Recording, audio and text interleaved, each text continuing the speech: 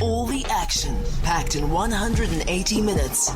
Power Breakfast with Tessa Dooms. Weekdays 6 to 9 a.m. The time is 6:54. You're on Power Breakfast this morning with Tessa Dooms.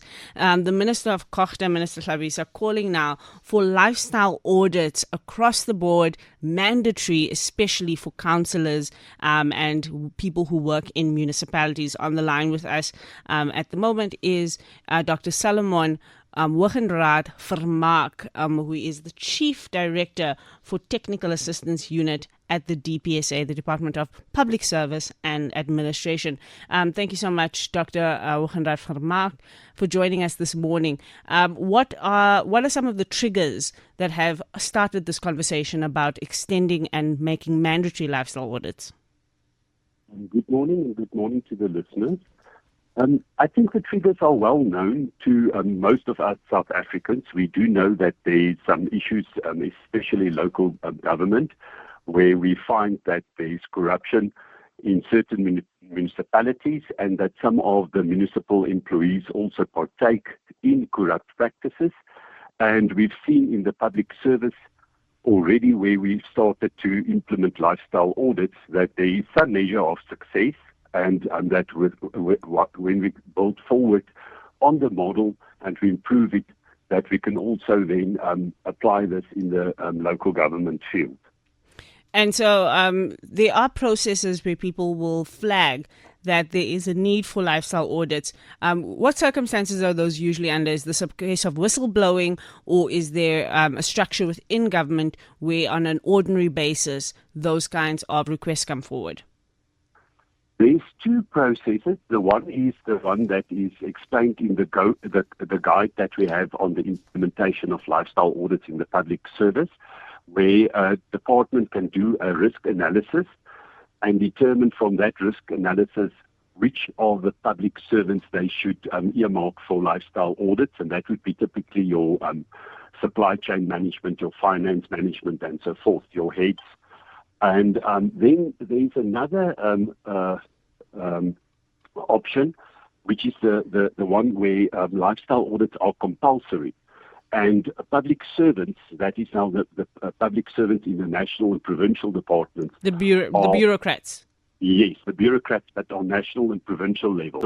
They are forced yearly to disclose their finances on the e-disclosure system, which then gives opportunity for the department via the ethics officers to do an analysis of what has been explained or what has been disclosed, to explain what the lifestyle of the public servant is. And then the third option is a tip-off, and that is where typically your whistleblowing comes in, where members of the public through the National Anti-Corruption Hotline, for example, blow the whistle on a public servant that they see have excessive wealth, or tip-offs even to the department to indicate that this is one of your public servants who actually lives beyond their means from what I see, and you need to test that then.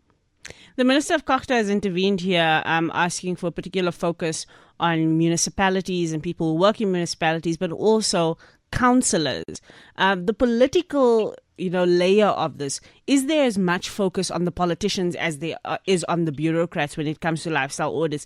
It just doesn't seem like we're hearing about lifestyle audits as a regular occurrence within the political space. I mean, Parliament is one exception to that, where not necessarily a lifestyle audit, but something like the disclosures there does give the public a sense that we do have some sort of way of figuring out whether politicians are living beyond their means, because of course we know what their salaries are.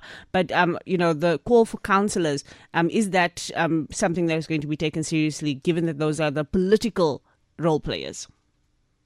There's all the more pressure to look at all office bearers in terms of their lifestyle audit. The focus, first of all, and that was in 2020, the focus was on the public service.